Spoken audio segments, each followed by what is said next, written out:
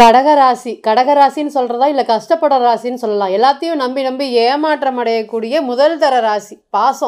பாசத்துக்கு ரொம்ப அதிகமாக பேர் போன ராசி. சந்திர பகவான் வந்து பார்த்திங்கன்னா இங்கே ஆட்சி பலம் பெற்று, குரு வந்து பார்த்திங்கன்னா மூலத்திரிகோணம் பலம் பெற்று, செவ்வாய் நீசமடையக்கூடிய வீடு. ரொம்பவே கன்ஃபியூஷன். ஒரு நேரம் வந்து பார்த்திங்கன்னா சொந்தத்துக்கு ரொம்ப முக்கியத்துவம் கொடுப்பாங்க, ஒரு நேரம் அம்மா அப்பாவை ரொம்ப கவனமாக ரொம்பவே நல்லா பார்த்துக்குவாங்க. மற்ற ராசியை கம்பேர் பண்ணும்போது கடகம் சிம்மம் அப்படிங்கிற 2 ராசி தான் வந்து நிர்வாகத்திறன் அதிகம். ஆனால் சிம்மத்தை மட்டும்தான் எல்லாருமே ரொம்ப வியாக்கியானமாக விவரமாக பேசுவாங்க. ஏன்னா கடகம் அப்படிங்கிறது தாய் அன்பு அதிகமாக இருக்கிறதுனாலயே மற்றவங்க எல்லா விஷயத்துலையும் ஏமாற்றிட்டு போயிடுறாங்க. எதிரிக்கு கூட கருணை காட்டக்கூடிய கடகராசி அப்படி தான் சொல்லலாம். ஏன்னா எதிரி அது யாராக இருந்தாலுமே மன்னிச்சு சரி பரவாயில்ல அப்படின்னு ஒருத்தங்க விட்டு கொடுத்து போகிறாங்கன்னா அது கடகராசியாக இருக்குது. ஆனால் நம்மளை யாருமே வந்து பார்த்திங்கன்னா மதிக்க மாட்டேங்கிறாங்க அப்படிங்கிற ஒரு மன எண்ணங்கள் ரொம்பவே இன்றைக்கி அதிகமாக இருக்குது. கடகராசியை பொறுத்தவரையும் அவ்வளோ கஷ்டங்கள், மனக்கவலைகள்.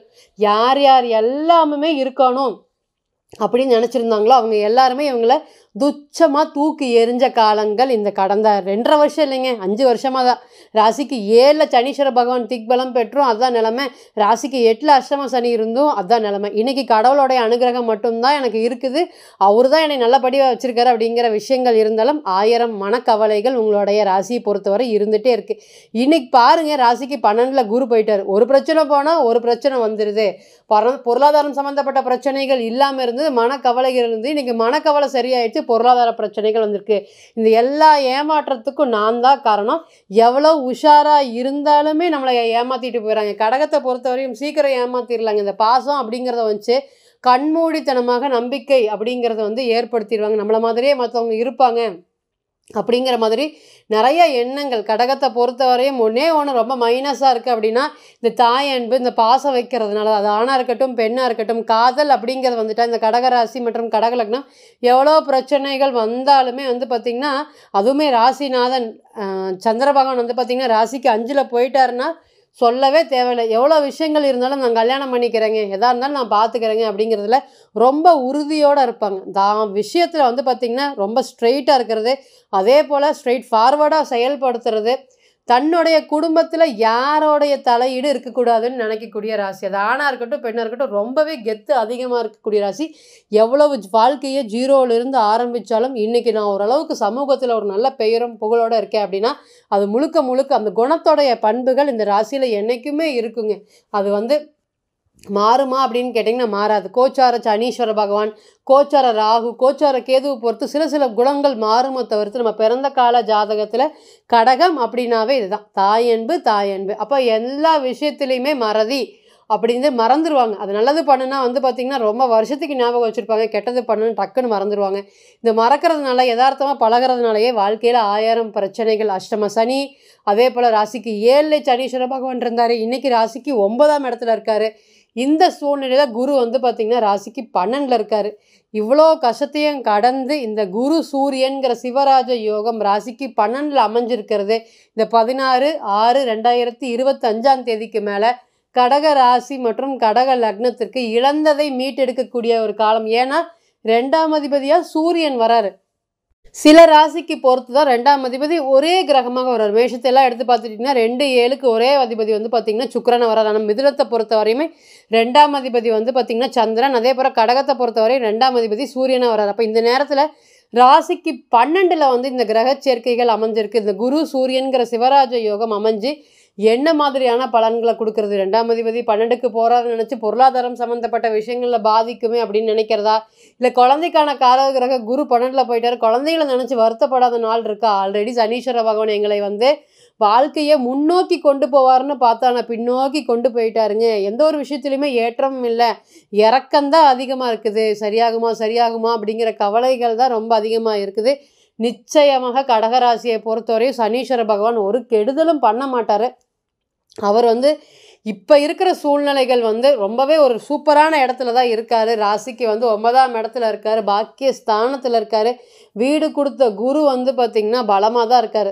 அதாவது ராசிக்கு 12ல் இருந்தாலுமே நல்ல ஒரு யோகமான வீட்டில் தான் இருக்கார். இந்த சூழ்நிலையில் குரு சூரியன்கிற சிவராஜ யோகம் 2ஆம் அதிபதி 12 இருக்கிறதுனால என்ன மாதிரியான பலன்களை எதிர்பார்க்கலாம் அப்படின்னா, முதல் தர யோகம். இது பாசிட்டிவும் இருக்குது, நெகட்டிவ் இருக்குது. ஏன்னா 2, 12 குருங்கிற சுபகிரகம் 12 இருக்கிறதுனால சந்தோஷமாக மகிழ்ச்சியாக செலவு செய்ய வைப்பார். அப்போ ஃபஸ்ட்டு என்ன அப்படின்னு கேட்டிங்கன்னா, என்னுடைய குடும்பத்தில் இத்தனை நாளாக வரன்கள் தொலாவிட்டே இருக்கோம். அவங்க சரின்னு சொன்னால் நாங்கள் சரின்னு சொல்ல முடியல, நாங்கள் சரின்னு சொன்னால் அவங்க சரின்னு சொல்ல முடியல.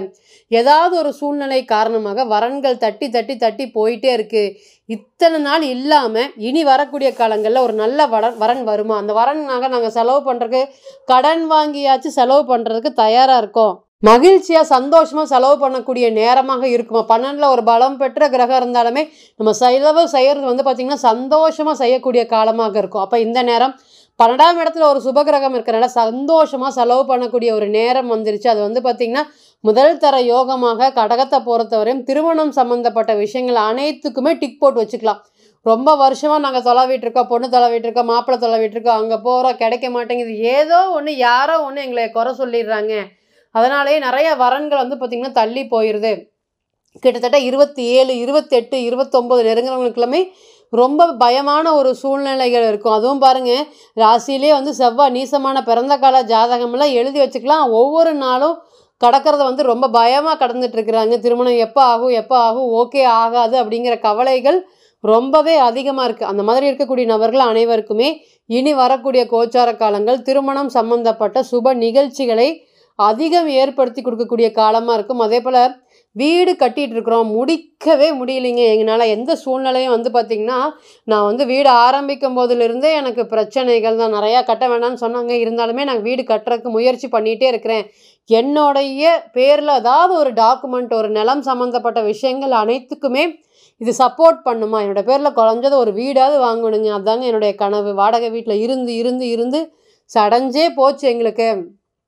ஏதோ ஒரு சூழ்நிலைகள் காரணமாக 3 மாதத்துக்கு ஒருக்கா 4 மாதத்துக்கு ஒருக்கா வீடு மாற்றுற மாதிரி ஒரு சூழ்நிலைகள்லாம் இருந்துகிட்டே இருக்குது. எங்களால் வாடகை வீட்டில் இருக்க முடியல. இனி சந்தோஷமாக செலவு பண்ணக்கூடிய நேரம் வருமா, நாங்கள் ஒரு செலவு பண்ணி ஒரு வீட்டை வாங்க முடியுமா. அது 12ஆம் இடத்துல பலம் பெற்றுக்கிறதுனால பாருங்கள், இந்த நேரம் கொஞ்சம் பட்ஜெட் அதிகமாக போனாலும் பரவாயில்ல, எதாக இருந்தாலும் பண்ணிடலாம் அப்படிங்கிற சந்தோஷத்தோடு வீடு கட்டக்கூடிய ஒரு யோகத்தை நிச்சயமாக கடகராசிக்கு குரு ஏற்படுத்தி கொடுப்பாரு. அது 12ஆம் இடத்துல இருக்கிறதுனால பயப்பட வேண்டாம், அது சந்தோஷமான செலவை தான் குறிக்குது. அதனால் திருமணம் சம்மந்தப்பட்ட விஷயங்களும் சரி, இடம் வீடு சம்மந்தப்பட்ட விஷயங்களுக்கும் சரி, குழந்தைகள் சார்ந்த விஷயத்தில் ட்ரீட்மெண்ட் எடுத்துகிட்ருக்கோம், என்னோடய குழந்தைக்கு ஏதாவது ஒரு ஹெல்த் இஷ்யூஸ் வந்துகிட்டே இருக்குது, என்ன நினைக்கிறோன்னே தெரிய மாட்டேங்குது, செலவு ஆகிட்டே இருக்குது, காலையில் 100 ரூபா எடுத்து வைக்கலான்னு முடிவு பண்ணுனா இரவு வந்து 200 ரூபாய்க்கு செலவாகிட்டுருக்கு. அந்தளவுக்கு பண பிரச்சனைகள், பொருளாதாரம் ஏராளம் அப்படின்னு சொல்லாத கடகராசி. ஏன்னா கடகராசியை பொறுத்தவரை செல்ஃபிஷ் அப்படிங்கிறது இல்லவே இல்லை. அதனால் வந்த பணத்தை அப்படியே தாம் தும்முன்னு செலவு பண்ணி இன்றைக்கி ஜீரோவாக நிற்கக்கூடிய ராசின்னு சொல்லலாம்.